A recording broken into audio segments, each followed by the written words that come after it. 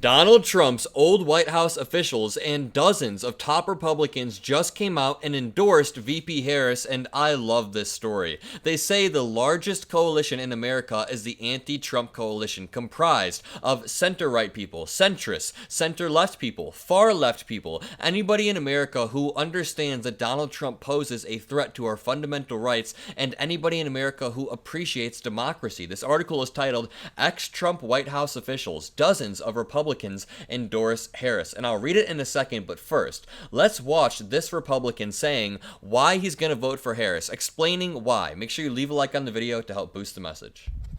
I'm a 56-year-old, white, gun-owning country boy, and if Kamala Harris thinks she can get my vote, well, she'd be right, because I'm also a grandfather.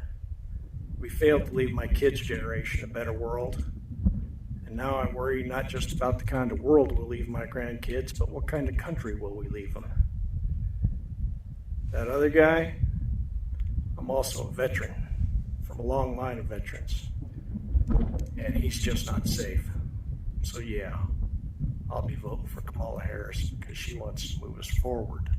Very well said. Donald Trump doesn't care about people from the South. He doesn't care about veterans or farmers. He only pretends to when it's politically convenient for him, and I'm glad that people are beginning to realize that. So, this article reads, "The Harris campaign flaunted the Republican endorsements as a part of a new initiative targeting Republican voters, which is smart. The race between Harris and Trump is neck and neck as the VP's campaign works to persuade undecided voters who will be the major determining factors of the November election." And I think it's important that we target the center-right contingent of voters because they could decide the election. I call them Nikki Haley voters, and I'm not sure that's quite accurate, but I picture a lot of people as pro-NATO, they have good foreign policy, and they understand the importance of funding Ukraine. They are pro-democracy, they are anti-January 6th, they don't like Trump's brand of politics, but at the same time, they aren't progressives, they aren't left-leaning or center-left, they are Republicans, they are conservatives who want to restore the old conservative values, and if VP Harris can explain that restoring the old conservative values means voting for her,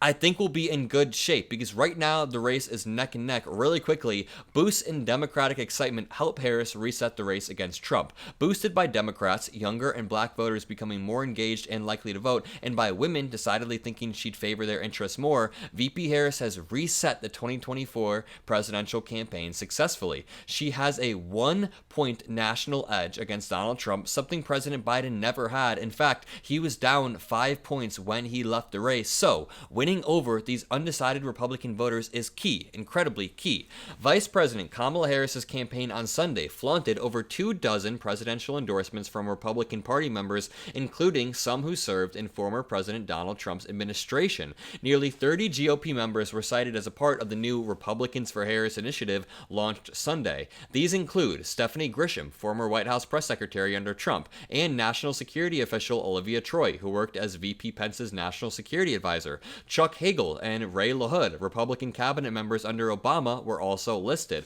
By publicly defecting on the Republican presidential nominee, these officials leave a target on their back for attacks from Trump. And Trump said, quote, "We have to purge the party of people that go against our candidates and make it harder for a popular Republican president to beat the radical left lunatics. Geoff Duncan is a loser who is disintegrating on his own," Trump posted on Truth Social on Sunday. Not only do I have a clip of Geoff Duncan firing back, but Donald Trump is using the type of rhetoric that stirs up violence in America. For example, Rachel Scott, the journalist who grilled him on stage at the National Association of Black Journalists, has now received death threats. She came out saying that she received racist attacks, death threats, people saying they want to take her life simply because she pressed Donald Trump. That takes us on to this next segment. Watch Texas Trey rip into Donald Trump and explain why he is not voting for him. He is a former Republican who turned into a Democrat, a Republican his entire life until Trump came along. These MAGA chowderheads that get on social media and they'll say something like, "Give me one good reason you're voting for Kamala Harris for president, and don't use the word Trump." So I want to come out here and list just a few of mine and understand that others may have some different ones. I am voting for Vice President Harris for, among other reasons, the fact that She understands that injecting disinfectant and bringing UV light into the human body is not a valid course of treatment for COVID. She knows that water regulations do not cause low water pressure in toilets and showers, and she understands that the noise from windmill turbines does not cause cancer. She is very well aware of the fact that the British did not control American airports during the Revolutionary War and that Kofi is not a word. She does not believe that detonating nuclear warheads inside of a hurricane is a valid means of stopping the hurricane. She understands that by being able to memorize and then repeat back the 5 words person, woman, man, camera, and TV is not proof of mental acuity. She does not believe that the president's nuclear button has to be much bigger and more powerful than Kim Jong-un's. She does not believe that microwaves are used as cameras to spy on political opponents. She does not believe that fathers should look at their daughters and then talk publicly about how they want to date them. And she did not send Jeffrey Epstein voicemails. Leave a like on this video for Texas Trey, just killing it. That was great. But back to this article. The Harris campaign's new initiative targeting Republican voters comes 2 weeks since President Joe Biden dropped out of the presidential race and endorsed Harris. Since then, the vice president has enjoyed a groundswell of early support in the form of record donations, volunteer signups, and a surge in the polls, closing the voter gap against Trump, as I just said, using the CBS poll. Despite Harris's initial momentum, she and Trump are still in a tight race. Yeah, we cannot get complacent. I know that there's a lot of momentum and energy, but we actually have to do the work still. That could be decided by just a slim margin of voters in November. That statistical dead heat is why the Harris campaign is targeting undecided Republicans within who may be persuadable against their party's nominee. Quote, Donald Trump's MAGA extremism is toxic to the millions of Republicans who no longer believe the party of Donald Trump represents their values and will vote against him in November, said Austin Weatherford, the Harris campaign's national director of Republican outreach, in a memo.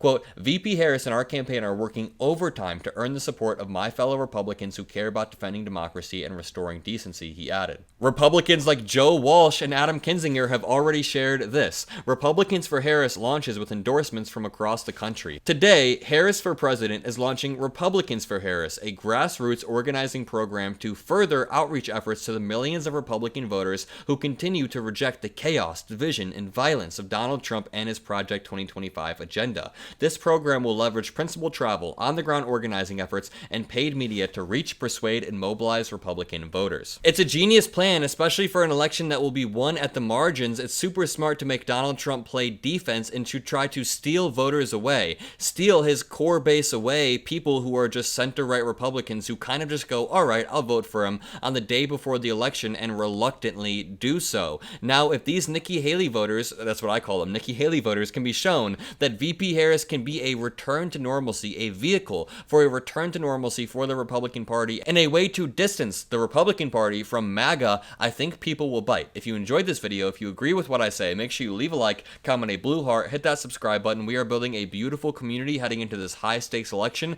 and I love to have you here with me, so thank you for being here. I'll see you in the next video, and peace out.